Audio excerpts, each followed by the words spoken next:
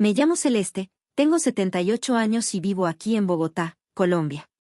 ¿Alguna vez te has sentido tan solo que pensaste que el mundo te había olvidado? ¿Alguna vez has mirado a los ojos a tus hijos hambrientos y no has tenido nada que dar?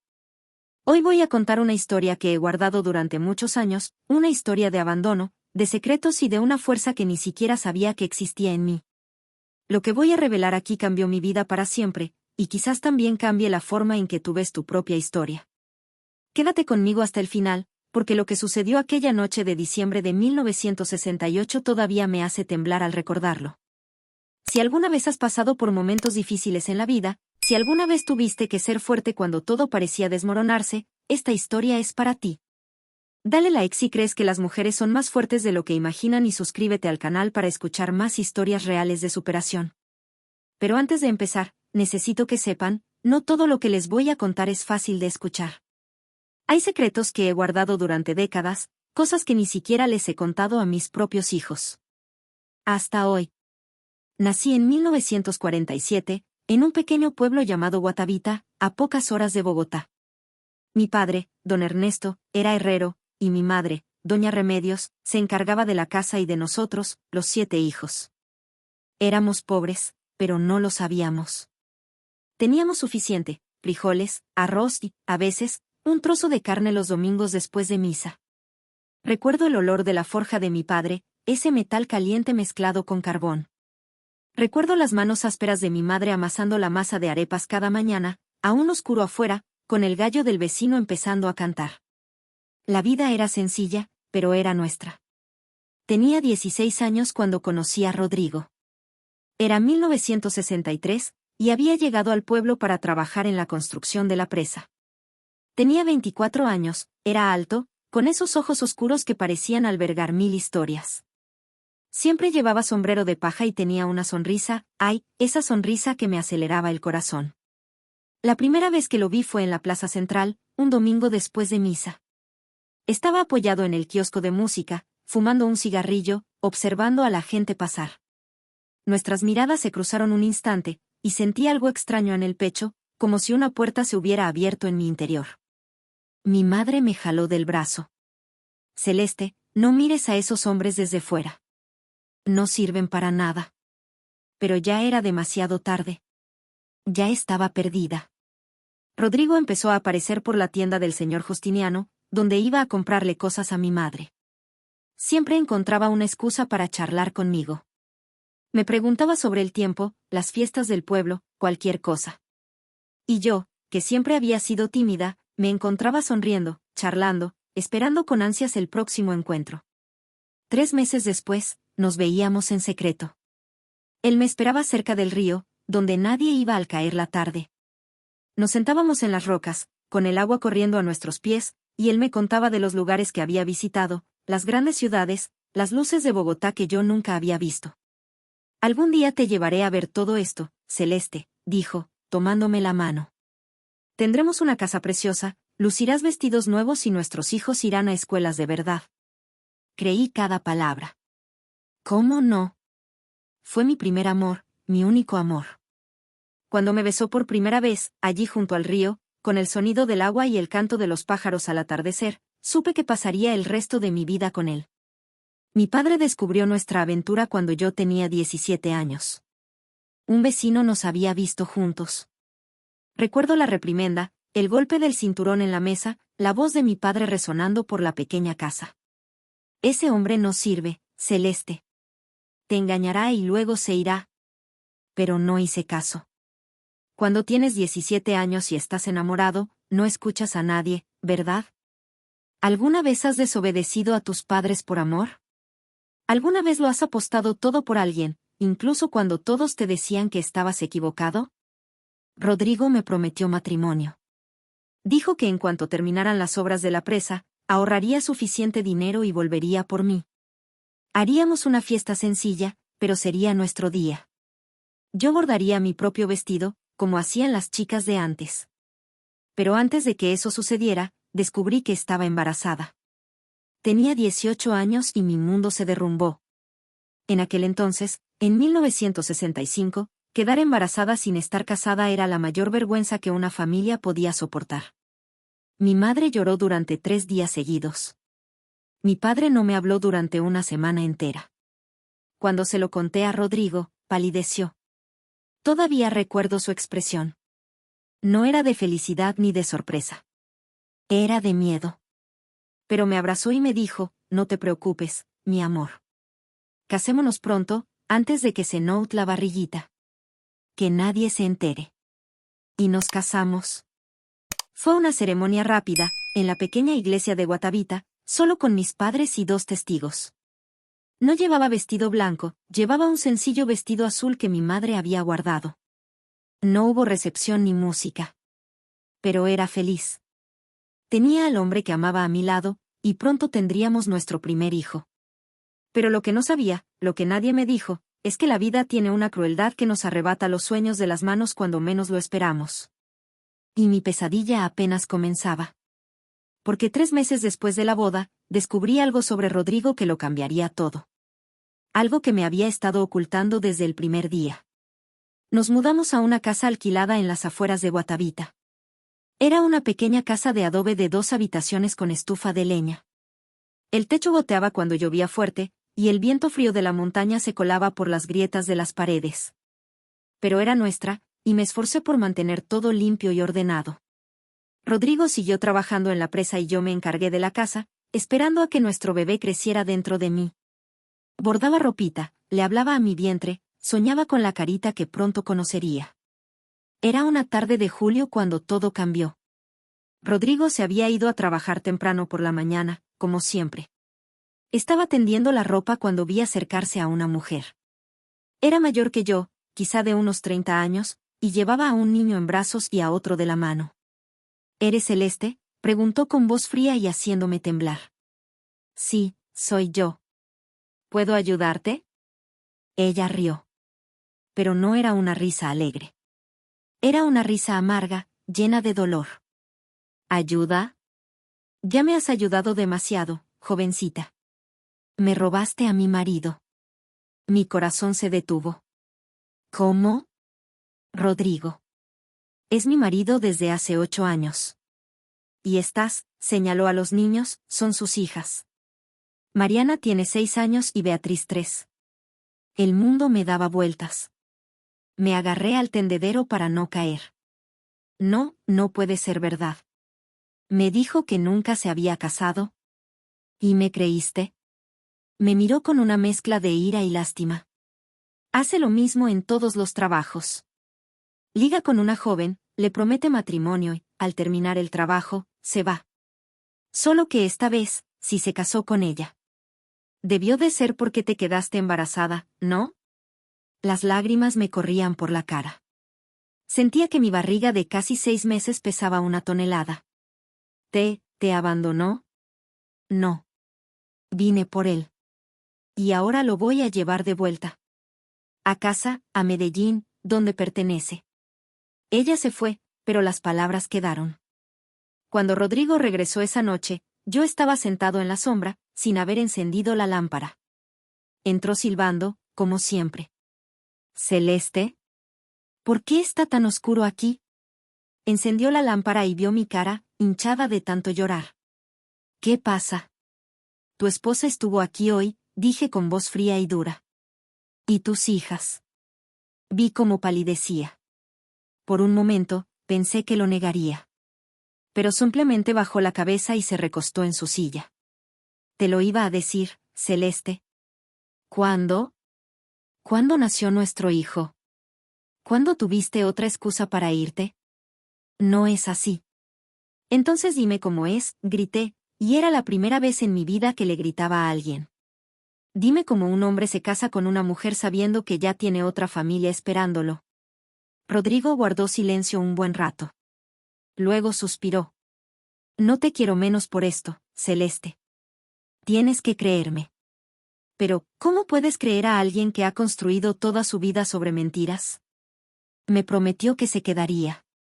Que arreglaría las cosas con su primera esposa, que se divorciaría de alguna manera.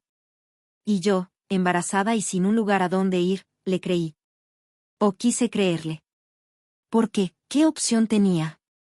Volver a casa de mis padres y oír, te lo dije, el resto de mi vida. Nuestro primer hijo, Miguel, nació en octubre de 1965. Fue un parto difícil en casa, con la ayuda de doña Matilde, la partera del pueblo. Grité durante horas, sintiendo que me moría. Pero cuando escuché su llanto, cuando sentí ese cuerpecito cálido contra mi pecho, valió la pena. Rodrigo estaba feliz. Cargó a Miguel en brazos, se lo mostró a los vecinos y estaba orgulloso del hijo que había tenido. Durante unos meses, fuimos casi una familia normal. Pero el dinero escaseaba. Las obras de la presa habían terminado, y Rodrigo empezó a aceptar trabajos esporádicos. Carpintería, ayudante de construcción, cualquier cosa que surgiera. Yo cosía afuera, remendaba ropa, hacía lo que podía para ayudar. Me quedé embarazada de nuevo cuando Miguel tenía solo 1 año. Rodrigo no estaba contento esta vez. ¿Cómo vamos a criar a otro, Celeste? Apenas podemos alimentar al que tenemos. Pero el bebé venía en camino y no podíamos hacer nada. Rosa nació en 1967, una niña pequeñita con ojos grandes y asustados. Lloraba mucho y tenía cólicos, y yo pasaba noches sin dormir meciéndola en mis brazos, cantándole suavemente las canciones que mi madre me cantaba. Rodrigo empezó a beber. Llegaba tarde a casa, oliendo a aguardiente y tropezando con los muebles. A veces se ponía agresivo, otras veces simplemente se caía en la cama y se dormía. La mitad del dinero que ganaba lo gastaba en el bar. Contuve las lágrimas delante de los niños. Pero por la noche, cuando todos dormían, mojé la almohada con mis lágrimas silenciosas. Me pregunté cómo había llegado hasta aquí. Como aquella chica soñadora que bordaba su vestido de novia se había convertido en esta mujer cansada con 2 niños pequeños y un marido que apenas la miraba. Y entonces llegó la noticia que tanto temía. Una noticia que lo derrumbaría todo de una vez por todas. Era diciembre de 1968. El aire era fresco, con ese aroma navideño que siempre me recordaba a la infancia. La gente preparaba natilla y buñuelos, decorando sus casas con luces de colores. Pero en casa, apenas teníamos que comer. Miguel tenía 3 años, Rosa 1 año y medio, y yo estaba embarazada de nuevo. 7 meses. Tenía la barriga grande, me dolía la espalda y los pies hinchados. Rodrigo estaba cada vez más distante, llegaba más tarde y bebía más.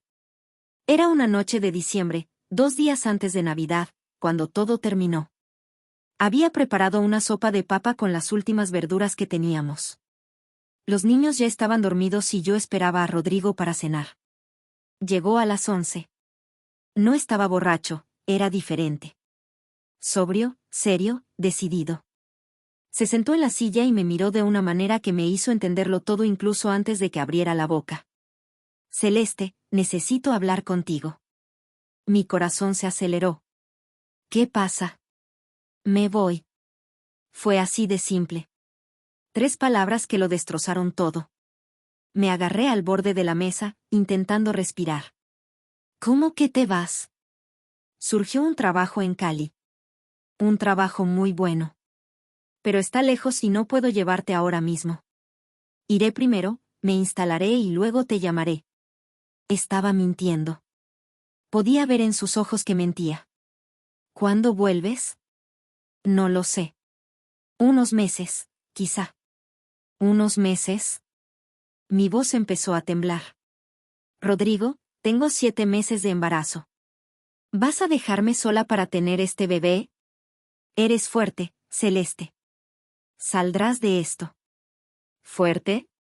Me reí, pero era una risa sin alegría, como la que su primera esposa había soltado años atrás. ¿Fuerte? Tengo 2 hijos pequeños, estoy embarazada de tu tercer hijo, no tengo dinero, no tengo comida, ¿y me dejas solo 2 días antes de Navidad? Se levantó. Dejaré lo que pueda aquí. Sacó unos billetes arrugados del bolsillo y los puso sobre la mesa. No era mucho. Tal vez lo suficiente para una semana de comida básica, como mucho.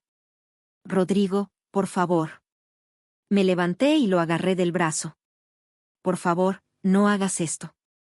Lo resolveremos juntos. Siempre lo hemos hecho. La soltó con suavidad pero con firmeza. Lo siento, Celeste. Y se fue. Salió por la puerta y oí sus pasos alejarse por el camino de tierra. No corrí tras él. No grité.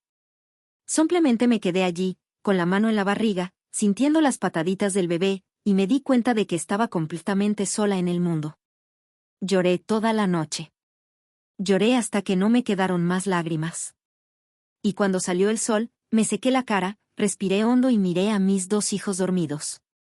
Dependían de mí. No había tiempo para rendirse, para rendirse. Los primeros días fueron los más duros. El dinero que Rodrigo dejó se acabó enseguida. Fui a buscar trabajo, pero ¿quién contrataría a una mujer embarazada de 8 meses con 2 niños pequeños? Empecé a pedir ayuda. ¡Ay, qué humillación! Tocaba a las puertas de los vecinos, a la iglesia, pidiendo un plato de comida, leche para los niños. Algunos ayudaban. Doña Matilde siempre nos guardaba sopa. El señor Justiniano, del supermercado, me prestó algunas cosas a crédito, sabiendo que quizá nunca las recuperaría. Pero otros apartaron la mirada. Debería haberlo pensado antes de tener tantos hijos, dijeron. Una mujer que no puede aferrarse a su marido no merece ayuda. Bajé la cabeza y seguí adelante. ¿Qué más podía hacer? Mi tercer hijo, Antonio, nació en febrero de 1969. Fue un parto rápido, en casa, solo. Doña Matilde llegó cuando todo ya había pasado. Había cortado el cordón umbilical con unas tijeras que había hervido en agua, envolví al bebé en un paño limpio y allí estaba yo, sentada en la cama, abrazando a ese pequeño ser, pensando, ¿y ahora qué? ¿Cómo voy a alimentar a 3 bocas si apenas puedo alimentar a 2? Si tienes hijos, ¿sabes lo que se siente al mirarlos y sentir ese inmenso amor mezclado con desesperación? ¿Alguna vez has tenido miedo de no poder darles lo básico a tus seres queridos? Deja un comentario contando tu historia, porque sé que no estoy sola. Los meses siguientes fueron un borrón. Me despertaba antes del amanecer, amamantaba a Antonio, preparaba café aguado para Miguel y Rosa, y luego salía a buscar trabajo. Lavaba ropa para otros, cargándolos a los 3 a la espalda. Limpiaba casas, cuidaba niños ajenos mientras los míos se quedaban con una vecina que se compadecía de nosotros. Por la noche, me desplomaba de cansancio. Me dolía el cuerpo, los brazos de tanto peso, tenía las manos agrietadas de lavar la ropa con agua fría. Pero no podía parar. Si lo hacía, nos moriríamos de hambre. Miguel empezó a preguntar por su padre. Mami, ¿cuándo vuelve papá? ¿Y qué le dije? ¿Cómo podía explicarle a un niño de 3 años que su padre se había ido y que probablemente nunca volvería? Pronto, mi amor. Está trabajando lejos, pero volverá pronto. La mentira le dolió la boca. Pero era mejor que la verdad. Pasó 1 año. 2 años. No supe nada de Rodrigo. Nada. Era como si hubiera desaparecido de la faz de la tierra. O, más probablemente, como si hubiera empezado una nueva vida en otro lugar, con otra mujer, otros hijos. Hombres así hacen eso, ¿sabes? Van de ciudad en ciudad, de mujer en mujer, dejando un rastro de corazones rotos e hijos sin padre. En 1972, quedé embarazada de nuevo. Pero esta vez no fue de Rodrigo. Fue de don Arturo, un viudo de 50 años, dueño de una pequeña finca cercana. Me había ofrecido trabajo recogiendo café, y una noche, después de una jornada completa de trabajo, cuando estaba a punto de desmayarme del cansancio, me ofreció comida y un lugar donde dormir. No voy a mentir y decir que fue bonito o romántico. Fue pura supervivencia. Él sabía que necesitaba ayuda y yo sabía que él se sentía solo. Nos ayudábamos mutuamente en todo lo que podíamos. Cuando descubrí que estaba embarazada, me dio dinero y también desapareció. Carmela nació en 1973. Otra boca que alimentar, otra razón para seguir adelante. Ahora éramos 4. 4 niños pequeños que dependían de mí. ¿Te imaginas? 4 niños, solos, sin dinero, sin ayuda. Había días en que solo tenía un puñado de harina de maíz y agua. Hacía una pasta, la dividía en 4 porciones pequeñas y se la daba de comer. Dije que ya había comido, pero mentía. Mi estómago rugía de hambre, pero le sonreía, les cantaba canciones y fingía que todo estaba bien. porque si les permitiera ver mi desesperación, ellos también se desesperarían. Y los niños no merecen cargar con el peso del mundo sobre sus hombros. Pero entonces ocurrió algo que jamás imaginé. Algo que me mostró que incluso en los momentos más oscuros, todavía puede haber luz. Era 1975.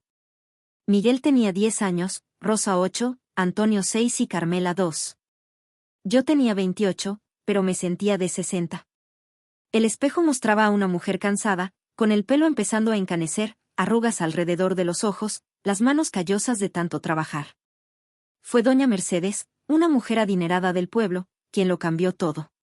Me había visto en la iglesia, con mis 4 hijos, limpios y bien portados, a pesar de nuestra ropa remendada. Después de la misa, me llamó. Celeste, tengo una propuesta para ti.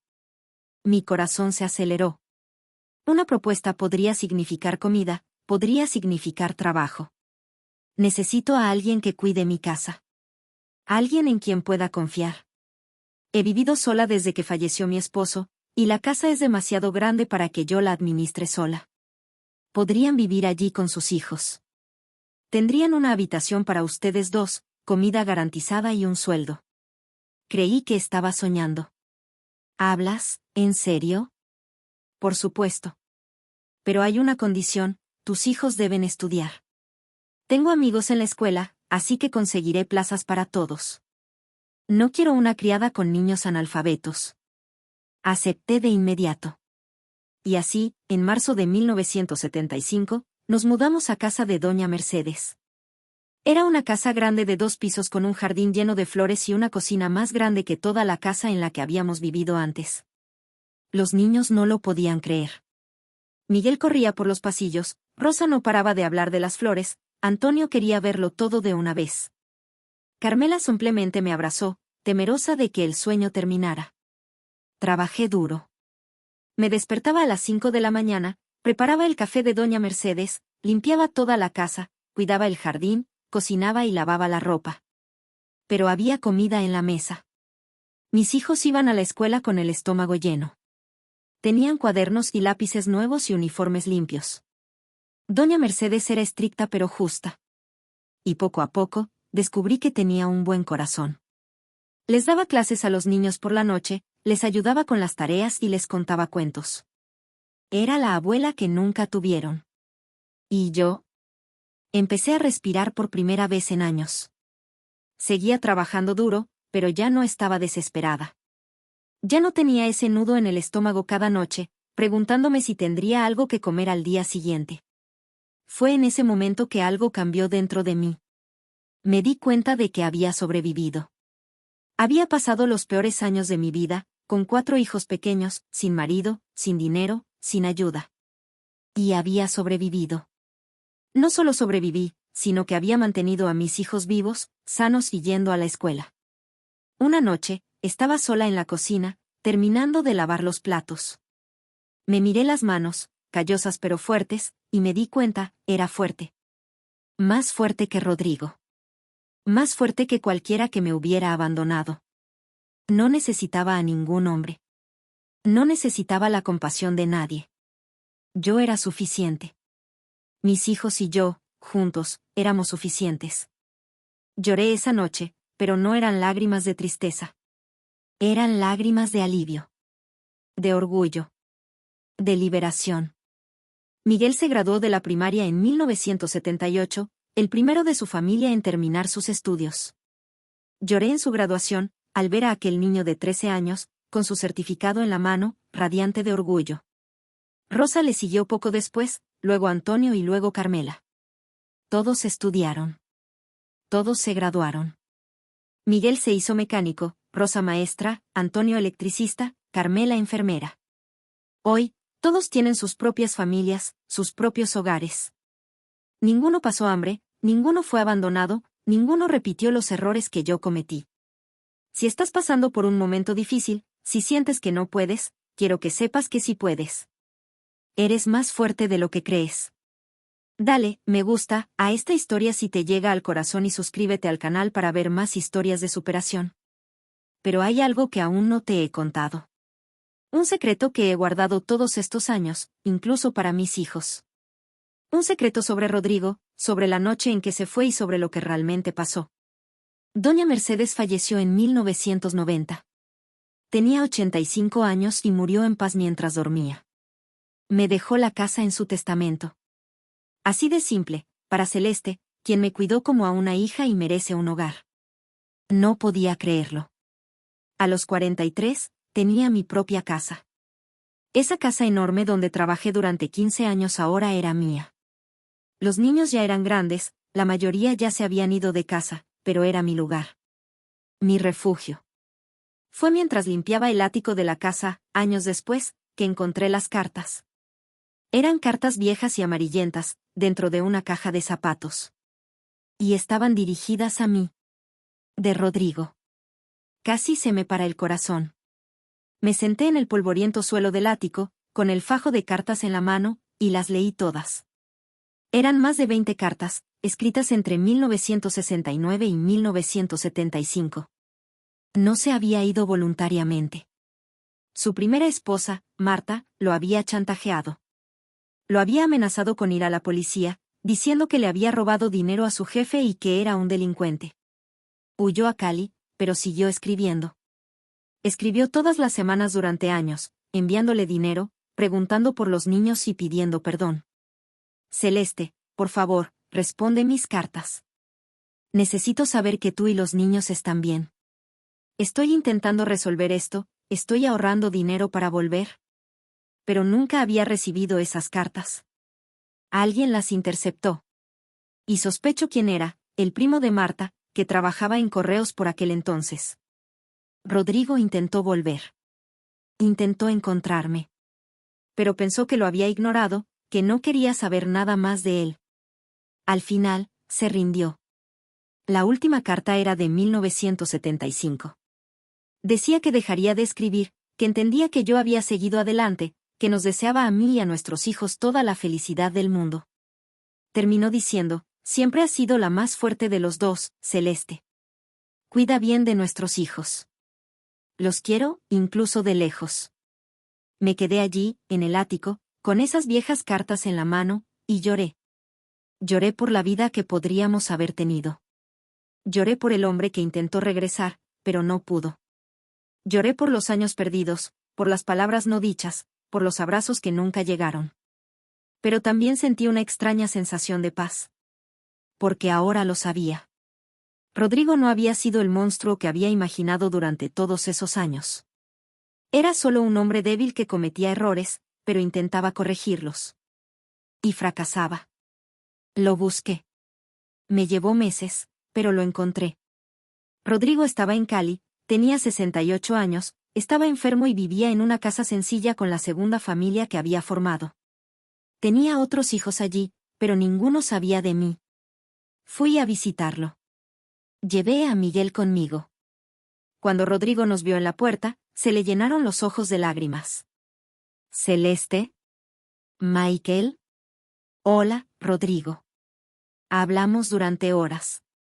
Se disculpó innumerables veces. Dijo que no pasaba un solo día sin que pensara en nosotros, sin preguntarse cómo estábamos, si los niños habían crecido bien, si yo había sobrevivido. Lo logré, dije con voz firme. Lo logré, Rodrigo. Crié a nuestros hijos sola. Fueron a la escuela, se graduaron, son buenas personas. Cumplí todo lo que prometiste que haríamos juntos, pero lo hice sola. Bajó la cabeza avergonzado. Ojalá hubiera estado allí. Tienes que creerlo. Y lo creí. Porque vi en sus ojos que era verdad. No era mentira, no era manipulación. Era simplemente el sincero arrepentimiento de un anciano, al final de su vida, cargando con el peso de sus decisiones. Te perdono, Rodrigo, dije. Y fueron palabras que nunca pensé que diría. Miguel estuvo callado todo el tiempo, simplemente observando. Más tarde, de regreso a Bogotá, me preguntó, mamá, ¿cómo puedes perdonar así? ¿Después de todo? Respiré hondo. Porque cargar con la ira durante tantos años solo lastima a quien la carga, hijo mío. Tu padre cometió errores, pero no era un monstruo. Solo era un hombre débil que perdió el rumbo. Y no quiero morir con esa amargura en el corazón. Rodrigo falleció 3 meses después de esa visita. Miguel y yo fuimos al funeral. Conocí a sus otros hijos, los medio hermanos que Miguel nunca conoció. Fue extraño, pero también liberador. Cerró un círculo que llevaba décadas abierto. Hoy tengo 78 años.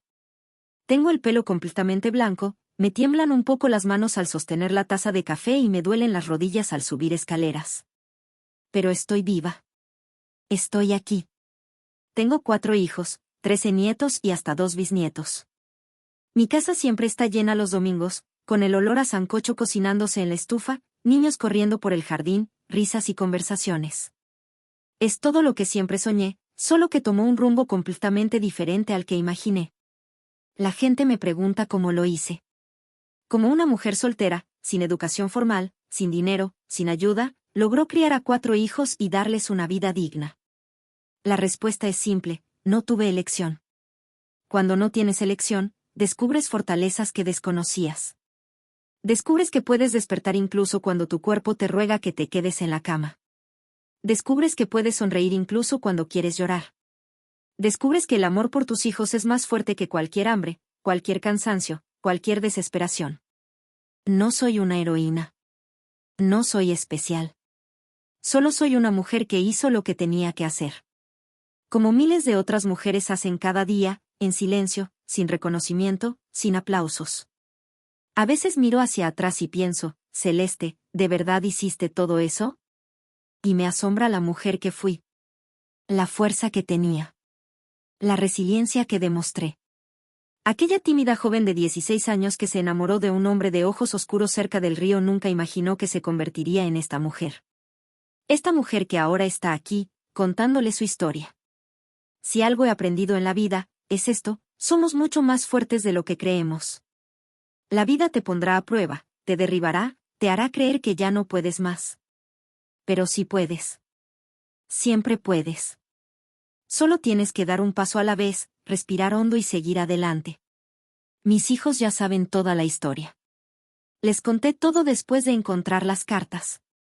Miguel lloró, Rosa estuvo enojada con su padre durante años, Antonio quiso ir tras quienes interceptaron las cartas, Carmela simplemente me abrazó fuerte y me dijo: gracias por nunca darnos la espalda, mamá. Y eso es lo que importa al final. No importa cuántas veces caigas. Importa cuántas veces te levantes. No importa quién te abandone. Importa quién decida ser después. Rodrigo me enseñó lo que es ser abandonada. Pero también me enseñó, sin quererlo, lo que significa ser fuerte. Lo que significa ser una verdadera madre. Lo que significa el amor incondicional. No me arrepiento de nada. Claro, desearía que las cosas hubieran sido diferentes, más fáciles. Pero cada adversidad me moldeó, me transformó en la mujer que soy hoy. Y me gusta esta mujer. Me gusta mi historia. Me gustan las cicatrices que llevo, porque cada una habla de una batalla que gané. Tú que me escuchas ahora, quien quiera que seas, pase lo que pase, lo superarás. Puede que no lo parezca ahora, puede que parezca que el mundo se ha derrumbado, que no hay salida. Pero la hay. Siempre la hay. Un día a la vez. Un paso a la vez. Una respiración a la vez. Y cuando mires atrás, te sorprenderás de lo lejos que has caminado, de lo mucho que has logrado, de lo mucho que has sobrevivido. Y así termina mi historia. La historia de una mujer común y corriente que vivió una vida extraordinaria sin siquiera darse cuenta. Una historia de abandono que se convirtió en una historia de superación. Una historia de debilidad que reveló una fuerza inconmensurable. Espero que mis palabras te hayan tocado el corazón. Espero que entiendas que no estás solo en tus luchas, que otras personas han pasado por momentos difíciles y han sobrevivido. Y tú también sobrevivirás. Si esta historia te conmovió, si ves tu propia lucha reflejada en la mía, por favor, dale a me gusta. Comparte en los comentarios qué parte te conmovió más o comparte un poco de tu propia historia. Me encanta leer los comentarios y saber que mis palabras llegaron a alguien que necesitaba escucharlas. Y si aún no estás suscrito al canal, suscríbete ahora. Aquí compartimos historias reales de personas reales, historias de superación, amor, perdón y nuevos comienzos. Historias que nos recuerdan que somos humanos, que cometemos errores, que acertamos, pero que siempre podemos elegir seguir adelante. Gracias por escucharme hasta el final. Gracias por darme este espacio para compartir la historia que he cargado durante tantos años. Gracias por acompañarme en este viaje. Que Dios los bendiga a ti y a tu familia. Que encuentren fuerza en los momentos difíciles, alegría en los buenos y que siempre tengan a su alrededor a personas que los amen de verdad. Hasta la próxima historia. Y recuerda, eres más fuerte de lo que crees. Con amor, Celeste.